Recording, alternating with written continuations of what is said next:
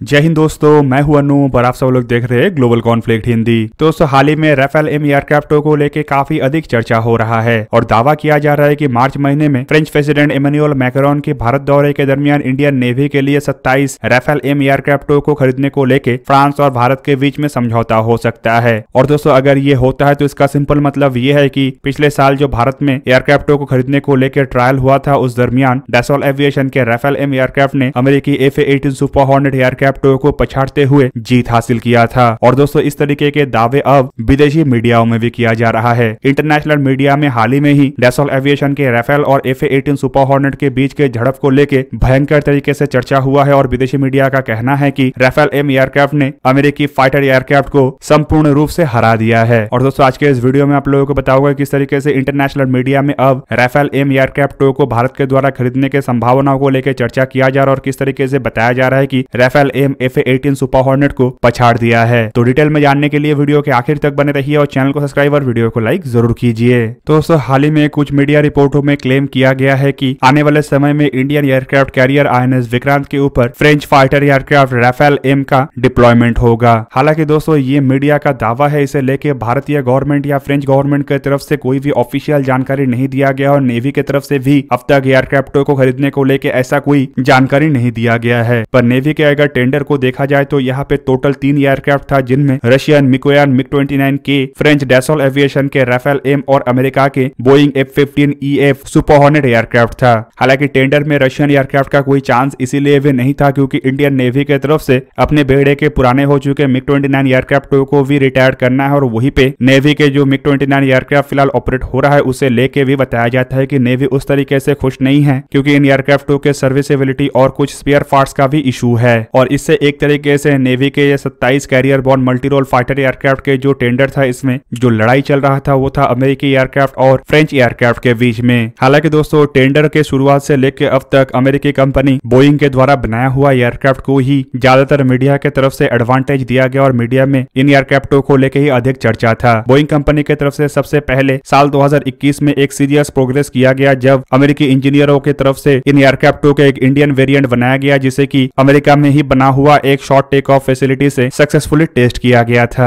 और दोस्तों, ये एक बहुत ही सिग्निफिकेंट अचीवमेंट था क्योंकि इससे इस तरीके के एयरक्राफ्ट का इस्तेमाल INS विक्रांत में आसानी से हो सकता है। जबकि पिछले साल जब इन एयरक्राफ्टों का टेस्ट चल रहा था तब इन एयरक्राफ्टों के द्वारा दूसरा और एक बड़ा अचीवमेंट हासिल किया गया जब भारत में शॉर्ट टेक ऑफ और लैंडिंग के दरमियान एयरक्राफ्टों के तरफ से 2 AGM-84 हार्पून मिसाइलों को कैरी करके टेक ऑफ किया गया। हालांकि दोस्तों, खाली इतना नहीं बल्कि अमेरिका की तरफ से भारत को इन एयरक्राफ्टों को बेचने के लिए लगातार लॉबिंग किया जा रहा है। इवन अमेरिका भारत के ऊपर से रशिया के जो इन्फ्लुएंस है उसे भी घटाना चाहता है और रशिया के हथियारों के जगह में अपने हथियारों को भारत में तरजीह दिलवाना चाहता है। वहीं पे दूसरी तरफ अगर देखा जाए तो अमेरिकी गवर्नमेंट के ऐसे प्रयास के कारण अब बोइंग कंपनी से शुरू करके अमेरिका के कई सारे ऐसे कंपनी है जो भारत में अपने एयरक्राफ्टों को मैन्युफैक्चर करने को लेकर भी एक तरीके से तैयार है। और दूसरी तरफ अगर मैन्युफैक्चर भी नहीं तो कम से कम इन एयरक्राफ्टों को भारत में असेंबल करने के लिए भी ये हामी भर रहा है। हालांकि दोस्तों, भारत की तरफ से भी रशियन हथियारों से अपने आप को शिफ्ट किया जा रहा है और वेस्टर्न प्लेटफॉर्मों को अपने बेड़े में शामिल किया जा रहा है। लेकिन यहाँ पे अगर देखा जाए तो रशिया से शिफ्ट होकर भारत अमेरिका की तरफ ना जाके एक तरीके से फ्रांस की तरफ जा रहा है और इस कारण अमेरिका को केवल मात्र रशिया का ही चुनौती नहीं है बल्कि फ्रांस का चुनौती को भी एक तरीके से सामना करना पड़ रहा है। अब दोस्तों, देखा जाए तो भारत की तरफ से भी हाल ही में जो मेक इन इंडिया और टेक्नोलॉजी ट्रांसफर को लेकर इनिशिएटिव को लिया गया है उसके अंतर्गत अगर भारत की तरफ से कोई भी हथियार फिलहाल खरीदा जाता है तो उन हथियारों को केवल मात्र भारत में ही बनाना नहीं है बल्कि इसके अलावा इसके टेक्नोलॉजी ट्रांसफर इवन हथियारों में कम से कम 50% तक इंडिजिनियस कंपोनेंटों को भी इस्तेमाल करना है और ये भी अमेरिका के सामने एक चुनौती बना हुआ है। पर अगर देखा जाए तो इस तरीके के टर्म्स एंड कंडीशन के ऊपर अमेरिका जितना खुल के आगे नहीं आ रहा है उससे अधिक खुल के तो फ्रांस आगे आ रहा है और फ्रांस की तरफ से भारत के सामने जिस तरीके का ऑफर रखा जा रहा है इससे अमेरिका का चुनौती दिन ब दिन और बढ़ते जा रहा है। वहीं पे दूसरी तरफ अगर देखा जाए तो रशिया और यूक्रेन के लड़ाई के कारण जिस तरीके से स्पेयर पार्ट्स के सप्लाई को लेकर भारत को मुश्किल आ रहा है उसे देखते हुए भी भारत की तरफ से अब अपने हथियारों में अधिकतम इंडिजिनियस कंपोनेंटों को इस्तेमाल करने का बात कहा जा रहा है ताकि अगर कोई विदेशी हथियारों को परचेस किया भी जाता है चाहे वो फ्रेंच या फिर अमेरिकी हथियार भी हो तब भी भविष्य में स्पेयर पार्ट्स को लेकर भारत को उस तरीके का मुश्किल का सामना करना ना पड़े। अब दोस्तों, फ्रांस और भारत के बीच के अगर डिफेंस रिलेशनशिप को देखा जाए तो भारत की तरफ से ऑलरेडी फ्रांस से 36 राफेल एयरक्राफ्टों को परचेस किया जा चुका है और दोस्तों उस दरमियान भी अमेरिका को मुंह की खाना पड़ा था क्योंकि अमेरिका के FA-18 सुपर हॉर्नेट एयरक्राफ्ट को भी उस दरमियान भारत के सामने ऑफर के तहत रखा गया था। लेकिन उन एयरक्राफ्टों के द्वारा भारत की आवश्यकता आवश्यकताओं को पूरा करना संभव नहीं हो पाया था, जिस कारण भारत की तरफ से राफेल एयरक्राफ्टों को परचेस किया गया। वहीं पे अगर इंडियन एयरफोर्स के बेड़े को देखा जाए तो बेड़े में ऑलरेडी मिराज 2000 जैसे एयरक्राफ्ट भी है जो कि फ्रेंच ओरिजिन है। इसके अलावा फ्रांस के कई तरीके के अन्य हथियार भी भारत की तरफ से इस्तेमाल किया जा रहा है, जिनमें सबमरीन भी शामिल है और अब C295 एयरक्राफ्ट को भी भारत की तरफ से परचेस किया गया है। इंडियन एयरफोर्स के बेड़े को अगर देखा जाए तो बेड़े में फिलहाल कोई भी अमेरिकी ओरिजिन फाइटर एयरक्राफ्ट नहीं है, पर इंडियन एयरफोर्स में कुछ हेलीकॉप्टर और ट्रांसपोर्ट एयरक्राफ्ट ऐसा है जो अमेरिकी ओरिजिन का है।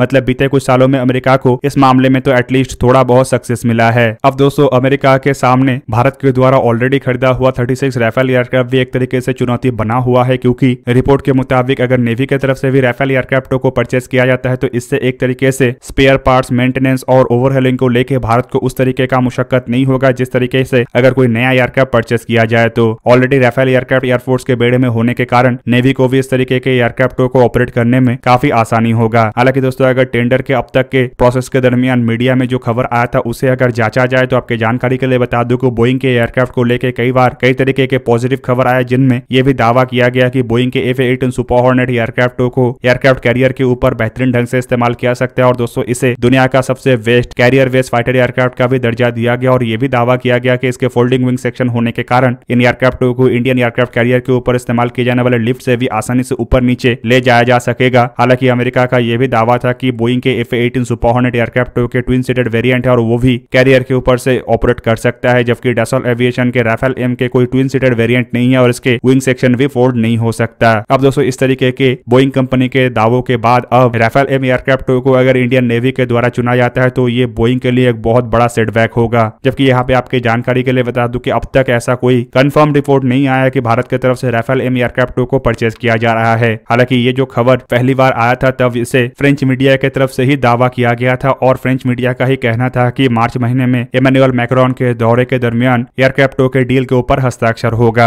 अब दोस्तों इन सभी चीजों से अगर आगे बढ़ के देखा जाए तो राफेल एम हो या फिर F-18 सुपर हॉर्नेट, जिस एयरक्राफ्ट को भी इंडियन नेवी की तरफ से चुना जाएगा वो काफी हाई क्वालिटी का एयरक्राफ्ट होगा और एक तरीके से इंडिया के सभी आवश्यकताओं को पूरा करने के लिए सक्षम होना चाहिए। जबकि दूसरी तरफ ये भी आप लोगों को बता दूं कि इन एयरक्राफ्टों में से जिन एयरक्राफ्ट को भी भारत की तरफ से चुना जाएगा उस एयरक्राफ्ट के डील के अंतर्गत कुछ ऑफसेट क्लॉज के तहत या फिर कहे तो साइड डील के तहत भी भारत कुछ अन्य डीलों को करेगा, जिसके अंतर्गत भारत को कुछ न कुछ अलग तरीके का बेनिफिट होगा। अब दोस्तों ऐसे डीलों में माना जा रहा है कि जेट इंजनों के डील एक ऐसा डील हो सकता है जो राफेल या F-18 सुपर हॉर्नेट एयरक्राफ्टों के टेंडर में जीतने के एक कारण हो सकता है। रिपोर्ट में यही बताया जा रहा है कि 110 किलोन्यूटन थ्रस्ट वाले जिस इंजन का डेवलपमेंट भारत करना चाहता है उसमें फ्रांस के कंपनी सैफ्रॉन के साथ आगे बढ़ने का संभावनाएं सबसे अधिक है और हाल ही में यह भी बताया गया था कि फ्रांस के सैफ्रॉन कंपनी के अधिकारी के साथ DRDO के अधिकारियों के बीच में भी एक मीटिंग हुआ था। अब दोस्तों इमैनुअल मैक्रोन के भारत दौरे के दरमियान संभावित ऐसे एयरक्राफ्टों के डील या जेट इंजन के डील को लेकर कोई बड़ा खुलासा हो सकता है। इवन दोस्तों इसके अलावा भी कई तरीके के अन्य डीलों का भी खुलासा हो सकता है, जिनमें कुछ जगहों में चर्चा किया जा रहा है कि एडिशनल स्कॉर्पियन क्लास के सबमरीनों का भी संभावनाएं हैं। पर दोस्तों नेवी की तरफ से अगर बोइंग के F-18 सुपर हॉर्नेट को ना खरीद के राफेल एम के तहत आगे बढ़ा जाता है तो दोस्तों ये खाली इस डील के लिए ही अमेरिका को बड़ा झटका नहीं होगा, बल्कि आने वाले भविष्य के कुछ डील के लिए भी एक बहुत बड़ा झटका होगा, क्योंकि अमेरिका एक्सपेक्ट कर रहा है कि एयरफोर्स के 114 फाइटर एयरक्राफ्टों के टेंडर भी अमेरिका को ही मिले, लेकिन नेवी के टेंडर हाथ से जाने के बाद एयरफोर्स के टेंडर के ऊपर भी असर पड़ सकता है। और दोस्तों आपके जानकारी के लिए बता दूं कि एयरफोर्स के टेंडर के तहत भी भारत को साइडलाइन में डील को आगे बढ़ाएगा। और दोस्तों अगर फ्रांस के एयरक्राफ्टों को ही भारत की तरफ से परचेस किया जाता है तो एयरफोर्स के टेंडर के अंतर्गत भी फ्रांस के एयरक्राफ्ट को चुनने का संभावनाएं अधिक होगा। दूसरी तरफ अगर देखा जाए तो फिलहाल के सालों में फ्रांस जिस तरीके से भारत के साथ डिफेंस डीलों को आगे बढ़ा रहा है और जिस तरीके से भारत को एक के बाद एक अलग अलग मंच में साथ दे रहा है वो भी फ्रांस के डील को मजबूत करता है। जबकि दूसरी तरफ अगर देखा जाए तो अमेरिका के तरफ से डील हासिल करने के बाद जिस तरीके का दोयम दर्जे के रवैया अपनाया जाता है वो भी अमेरिका के डील को एक तरीके से कमजोर कर रहा है। तो दोस्तों ये था आज का वीडियो। अगर आपको वीडियो अच्छा लगा तो लाइक कीजिए और मेरे चैनल को सब्सक्राइब कीजिए और साथ में बना हुआ बेल आइकन को भी प्रेस कर दीजिए ताकि आप मेरा वीडियो देख पाए सबसे पहले। जय हिंद।